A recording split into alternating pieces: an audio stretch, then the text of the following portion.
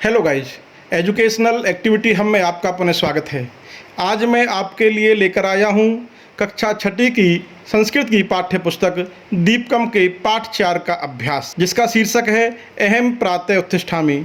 चलिए देखते हैं पाठ का अभ्यास। वयम अभ्यासम कुर्मः पट्टिकातः शिष्टाचारस्य पदानि चित्वा लिखन्तु।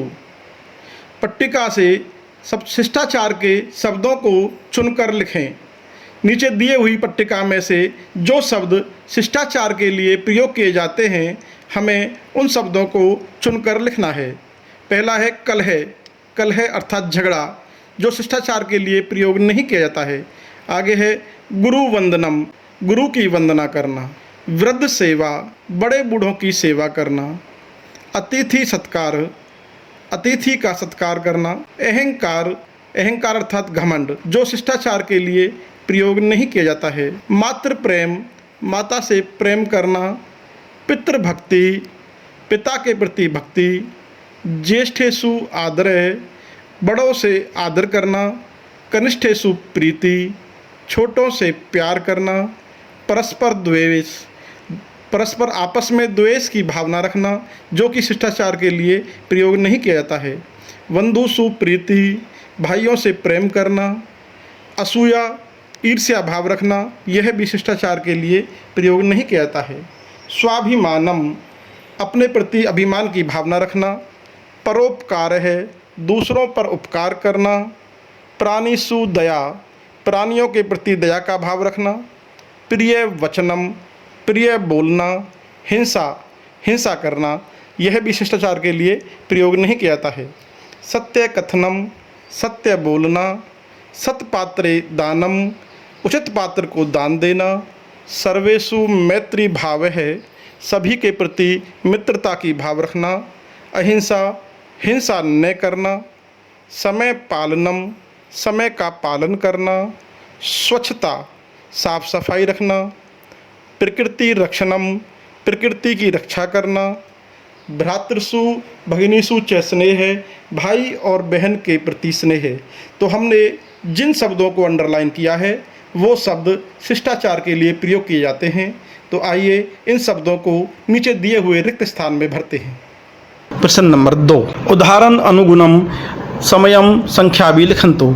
उदाहरण के अनुसार समय और संख्या का प्रयोग करें। तो यहाँ पर समय दिया हुआ है पादौन सप्तवादनम, अर्थात 6:45 बजे, तो जिसको हम 6:45 कह सकते हैं। तो यहाँ पर मैंने दोनों प्रकार लिख के दिखाया है, एक जो है हिंदी की वर्णमाला के अनुसार, हिंदी के अंकों के अनुसार, और दूसरा अंतर्राष्ट्रीय भाषा के अनुसार। तो इसी प्रकार आपको इन शब्दों को लिखना है। 10:30 वादनम, 10:30 बजे। 10 वादनम, 10 बजे। सपाद 6:30 वादनम, 6:15 बजे। 4:15 वादनम, 4:30 बजे। पादौन 11 वादनम, और 11:15 बजे, अर्थात 10:45 पर। आगे बढ़ते हैं प्रश्न नंबर 3 पर। प्रश्न नंबर 3 है उदाहरण अनुगुणम समयम अक्षरई लिखन्तु। उदाहरण के अनुसार समय अक्षरों में लिखें, अर्थात शब्दों में समय को लिखना है। तो यहाँ पर दिया हुआ है 6 बजे, तो जिसको लिखा हमने षड्वादनम।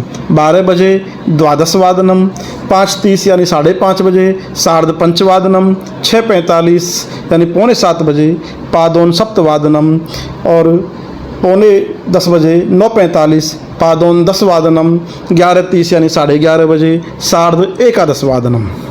आगे देखते हैं प्रश्न नंबर 4, उदाहरण अनुगुणम प्रश्न निर्माणम कुर्वन्तु। उदाहरण के अनुसार प्रश्न का निर्माण करें। तो यहाँ पर उदाहरण दिया हुआ है कि 7:30 अध्ययनम करोति, और इसका प्रश्न बनाकर दिया हुआ है कदा अध्ययनम करोति, अर्थात वह कब अध्ययन करता है। तो यहाँ पर समय के लिए कदा शब्द का प्रयोग किया गया है। तो इसी प्रकार सपाद 9 विद्यालयम गच्छति, वह 9:15 बजे विद्यालय जाती है। तो यहाँ पर हमने प्रश्न में बनाया कदा विद्यालयम गच्छति। सतीश 12:30 भोजनम करोति, सतीश 12:30 बजे भोजन करता है। सतीश कदा भोजनम करोति। यानम 5:15 आगच्छति, यान 5 बजे आता है। यानम कदा आगच्छति। गोपालः षड्वादने गोदोहनम करोति। गोपाल 6 बजे गाय का दोहन करता है, दूध निकालता है। तो गोपालः कदा गोदोहनम करोति। माता 10 वादने कार्यालयम गच्छति। माता कदा कार्यालयम गच्छति। आगे है स्वस्य दिनचर्याम सरल वाक्यई लिखन्तु। अपनी दिनचर्या को सरल वाक्य में लिखें। तो देखते हैं अपनी दिनचर्या। अहम प्रातः षड्वादने उत्तिष्ठामि। मैं सुबह 6 बजे उठता हूँ। अहम सार्ध षड्वादने उद्यानम गच्छामि। मैं 6:30 बजे उद्यान में जाता हूँ या भ्रमणाय गच्छामि, घूमने के लिए जाता हूँ।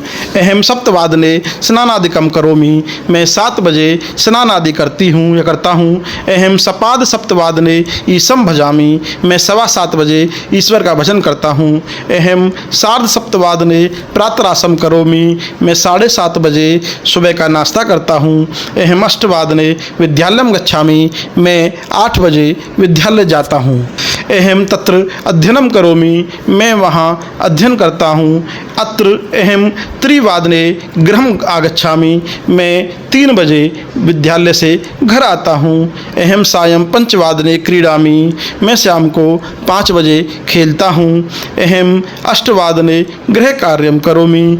मैं 8 बजे घर का कार्य करता हूँ। और अहम नववादने शयनम करोमि च। और मैं 9 बजे शयन करता हूँ। तो यहाँ पर मैंने कुछ वाक्य दिए हुए हैं। इनके अलावा आप भी अन्य कुछ वाक्य और भी लिख सकते हैं। चलिए आगे देखते हैं प्रश्न नंबर 6। वाक्येषु शिष्टाचार पदम योज्यन्तु। वाक्यों में नीचे दिए हुए शिष्टाचार पदों को, तो यहाँ पर कुछ पद दिए हुए हैं, जो 6 पद दिए हुए हैं यहाँ पर।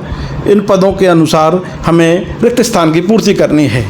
तो इनमें से एक एग्जाम्पल दिया हुआ है, यथा जैसे युवक माता पितरों सेवाम करोति। युवक माता पिता की सेवा करता है। तो यहाँ पर सेवाम जो शब्द है वो इसमें प्रयोग किया गया है।